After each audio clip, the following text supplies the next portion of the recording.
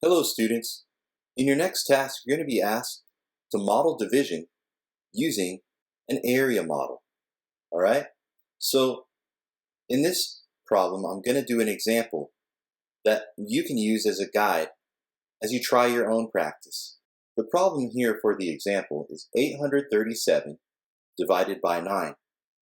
Now before I could begin solving this with a model, I need to create a rectangle. So on your paper, that's the first thing you want to do. I use some dots to try to help me keep my rectangle straight. And here's going to be my length. All right. And then I'll make my width go pretty big because I never know how many spaces I'm going to need inside my rectangle to solve my problem. So I'm going to make plenty of space. All right. And then go ahead and finish the other part of your rectangle. Like so. All right. And you don't have to use multiple colors. The reason why I am using multiple colors is so you can see the different aspects of what I'm doing. But a pencil and paper is really all you need to get this practice done. All right?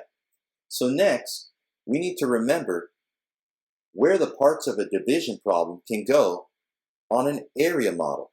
Okay? So let's remember that the dividend is the same as the area of the rectangle.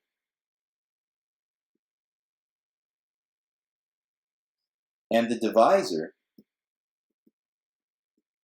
is the same as the length of the rectangle. So once again, this is a lot like multiplication with area, except for this time, we're not looking for the missing area. We're looking for the missing width. Okay? All right? So we just don't know what that is yet. But we're going to find out, and that, in the end, will become our quotient.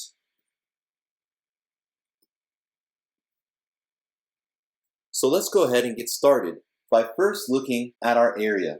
And let's look at the hundreds and tens place and think about the number that they would make.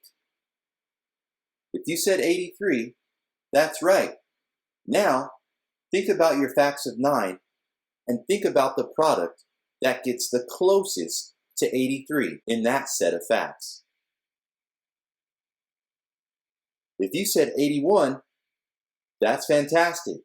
Now, all you need to remember is what do you multiply times 9 to get 81? If you said 9, then you just did your first step of division and you found a missing width. So congratulations. But now we're going to find out what we're going to have left. So 9 times 9 is 81. But since our area is actually in the hundreds place, we need to add a 0 to make sure our product is also a number in the hundreds. So now that we've changed this to 90, that's going to change our product from 81 to 810. Now we can subtract 7 minus 0 and 3 minus 1. So it looks like we were able to make 90 groups of 9 already, but we still have 27 square units left. So we started with 837 square units, and we broke it up into groups of 9, and we got rid of 810 of them. And now we're only left with 27. So what number times 9 will give us 27? If you said 3, that's fantastic.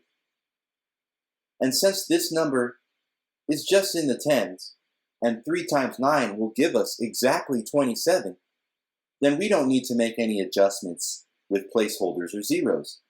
And we can just subtract 27 and have nothing left. So now that we can't make any more groups of 9, our problem is pretty much done. The last step is to add together any sections of width that you discovered to make the total quotient. So the last step here would be 90 plus 3, which is pretty easy mental math. 93 is it, so 837 divided by 9 equals 93. And we figured that out using an area model. Use this as an example to help you in your practice. And do your best. And keep up the good work out there. I'll catch you next time.